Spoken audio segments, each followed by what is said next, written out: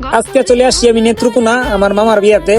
আসসালামু আলাইকুম, সবাই কেমন আছেন? আশা করি ভালো আছেন। তো আপনাদের দয়া আমি অনেক অনেক ভালো আছি। তো আজকে চলে আসছি আমি নেত্রকোনা কমিটি সেন্টারে। তো কমিটি সেন্টারে আমার মামার বিয়ার অনুষ্ঠানটা হবে।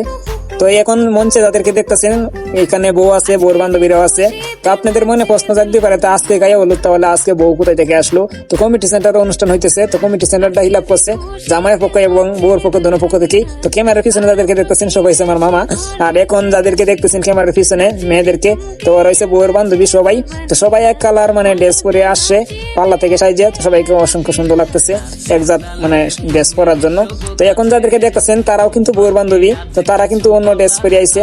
তো তারাও একজাত ড্রেস পরে আইছে ধরা যায়। তো তাদেরকে অসংখ্য সুন্দর লাগতেছে, সবাই পালা থেকে সাইজে আইছে।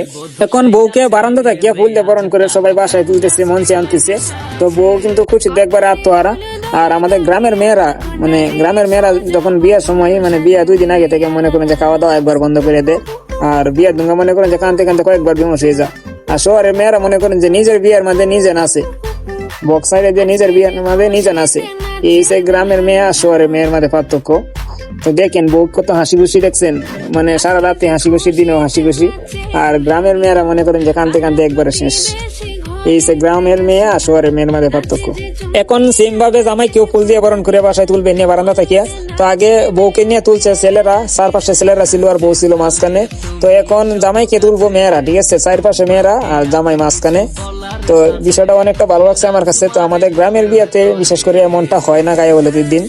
তো এটা আমি প্রথমবারের মতো দেখলাম যে জামাইকে বউকে ফুল দিয়ে বরণ করে বাসায় নিয়ে তুললে। তো এই বিষয়টা আমি প্রথমবারের মতো দেখলাম। তো আপনারা যদি দেখে থাকেন অবশ্যই কমেন্ট করে জানাবেন। তো আমাদের গ্রামে বিষয়টা এমন হয় না, তো এটা আমি ফার্স্ট টাইম দেখলাম। তো জামাই দেখেন অনেক কিন্তু অনেক হাসি খুশি। তো দোয়া করি তাদের দাম্পত্য জীবন সুখের হোক। এখন অনেকটা রাত হয়ে গেছে, সবাই ঘুমায় যাবে।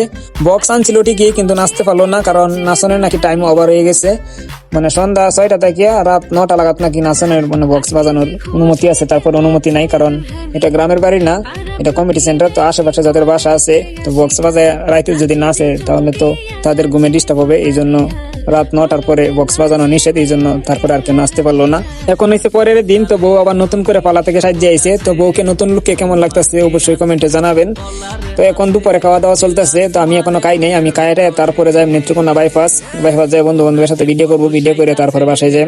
তো ভিডিওটা কেমন হয়েছে অবশ্যই সবাই কমেন্টে জানাবেন। আর সবাই ভালো থাকেন, সুস্থ থাকেন। আসসালামু আলাইকুম। আজকে চলে আসছি আমি নেত্রকোনা আমার মামার বিয়াতে।